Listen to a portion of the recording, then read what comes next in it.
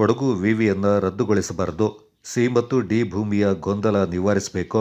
ಪರಿಶಿಷ್ಟರ ಅನುದಾನವನ್ನು ಉಚಿತ ಭಾಗ್ಯಗಳಿಗೆ ಬಳಸಬಾರದು ಸೇರಿದಂತೆ ವಿವಿಧ ಬೇಡಿಕೆಗಳ ಈಡೇರಿಕೆಗಾಗಿ ಒತ್ತಾಯಿಸಿ ಮಾರ್ಚ್ 6ರಂದು ಬೆಳಿಗ್ಗೆ, ಮಾರ್ಚ್ 7ರ ಮಧ್ಯಾಹ್ನ 2 ಗಂಟೆವರೆಗೆ ಅಹೋರಾತ್ರಿ ಧರಣಿ ಸತ್ಯಾಗ್ರಹ ನಡೆಸಲು ಕೊಡಗು ಜಿಲ್ಲಾ ಬಿಜೆಪಿ ನಿರ್ಧರಿಸಿದೆ. ನಗರದಲ್ಲಿ ಸುದ್ದಿಗೋಷ್ಠಿಯಲ್ಲಿ ಮಾತನಾಡಿದ ಜಿಲ್ಲಾ ಬಿಜೆಪಿ ಅಧ್ಯಕ್ಷ ನಾಪಂಡ ರವಿ ಕಾಳಪ್ಪ, 3 ಪ್ರಮುಖ ಬೇಡಿಕೆಗಳು ಸೇರಿದಂತೆ ವಿವಿಧ ಸಮಸ್ಯೆಗಳ ಪರಿಹಾರಕ್ಕಾಗಿ ಒತ್ತಾಯಿಸಿ ನಡೆಸುವ ಧರಣಿ ಸತ್ಯಾಗ್ರಹಕ್ಕೆ ಸರ್ಕಾರ ಸೂಕ್ತ ರೀತಿಯಲ್ಲಿ ಸ್ಪಂದಿಸದಿದ್ದಲ್ಲಿ ಮಾರ್ಚ್ 11ರಂದು ಸ್ವಯಂ ಪ್ರೇರಿತ ಕೊಡಗು ಬಂದ್ಗೆ ಕರೆ ನೀಡುವುದಾಗಿ ತಿಳಿಸಿದರು. ಕೊಡಗಿನ ಜ್ವಲಂತ ಸಮಸ್ಯೆಗಳ ಪರಿಹಾರಕ್ಕಾಗಿ ಒತ್ತಾಯಿಸಿ ಬಿಜೆಪಿ ನಡೆಸುವ ಹೋರಾಟಕ್ಕೆ ರಾಜ್ಯ ಸರ್ಕಾರ ತನ್ನ ಬಜೆಟ್ ಅಧಿವೇಶನದಲ್ಲೇ ಸ್ಪಂದಿಸಬೇಕು.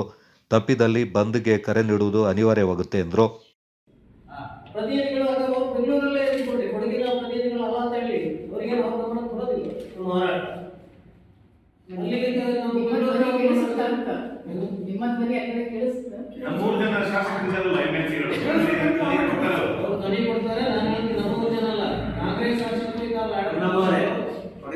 ಅವರಿಗೆ ತಿಳಿಬೇಕಲ್ಲ, ಅವರಲ್ಲಿ ಅದನ್ನು ರೈಸ್ ಮಾಡಬೇಕಲ್ಲ. ಮತ್ತೆ ಪ್ರತಿನಿಧಿಯಾಗಿ ಈಗ ಬೆಂಗಳೂರಿಗೆ ಎಲ್ಲರಿಗೂ ಅವಕಾಶ ಇದ್ರೆ ನಾವೆಲ್ಲ ಹೋಗಿ ಬೆಂಗಳೂರಲ್ಲಿ ಅಧಿವೇಶನದಲ್ಲಿ ಮಾತಾಡ್ಬೋದಿತ್ತು. ನಮ್ಮ ಪ್ರತಿನಿಧಿಯಾಗಿ ಅವ್ರು ಹೋಗ್ತಿದ್ದಾರೆ, ಅವ್ರು ಮಾಡಬೇಕಲ್ಲ. ಹಿಂದೆ ನಮ್ಮದೇ ಸರ್ಕಾರ ಇದ್ದಾಗ, ನಮ್ಮ ಶಾಸಕರು ಮಂತ್ರಿಗಳಾಗಿದ್ದಾಗ ಆಗ್ಲೂ ಅವರೇ ಬಾವಿಗಳಿಂದ ಹೋರಾಟ ಮಾಡಿದಂತ ಉದಾಹರಣೆಗಳು ಸಹ ಇದೆ. ಆ ರೀತಿ ಮಾಡಬೇಕು. ನಿಮ್ಮ ಪ್ರತಿಪಕ್ಷ ನಾಯಕರ ಪರಿಹಾರ ಮಾಡಲಿಕ್ಕೆ ಅವರಿಗೆ ಅವಕಾಶ ಕೊಟ್ಟಿದ್ದೇವೆ. ಪರಿಹಾರ ಮಾಡಿದ್ರೆ ಪರಿಹಾರ ಎಷ್ಟು ಅಂತ ಈಗ ಮೂಲಕ್ಕೆ 3 ಪರಿಹಾರ ಆದರೆ ಮಾತ್ರ ನೀವು ಬಂದಿದ್ದು ಹಿಂದಕ್ಕೆ ಸರಿ ಅಂತ, ಅಥವಾ ಯಾವುದೋ ಒಂದು ಮಾಡ್ತಾರೆ ಅಂತ ತಿಳ್ಕೊಳ್ಳಿ, ಉಳಿದೋದನ್ನ ಬಿಡ್ತಾರೆ.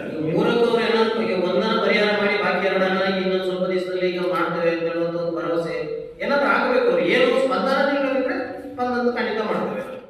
ಗೋಷ್ಠಿಯಲ್ಲಿ ಜಿಲ್ಲಾ ಬಿಜೆಪಿ ವಕ್ತಾರ ಬಿಕೆ ಅರುಣ್ ಕುಮಾರ್, ಮಡಿಕೇರಿ ಗ್ರಾಮಾಂತರ ಮಂಡಲ ಅಧ್ಯಕ್ಷ ನಾಗೇಶ್ ಕುಂದಲ್ಪಾಡಿ, ಮಡಿಕೇರಿ ನಗರ ಮಂಡಲ ಅಧ್ಯಕ್ಷ ಉಮೇಶ್ ಸುಬ್ರಹ್ಮಣಿ, ವಿರಾಜಪೇಟೆ ಮಂಡಲ ಅಧ್ಯಕ್ಷ ಸುವಿನ್ ಗಣಪತಿ ಹಾಗೂ ಸೋಮವಾರಪೇಟೆ ಮಂಡಲ ಅಧ್ಯಕ್ಷ ಗೌತಮ್ ಪಾಲ್ಗೊಂಡಿದ್ದರು.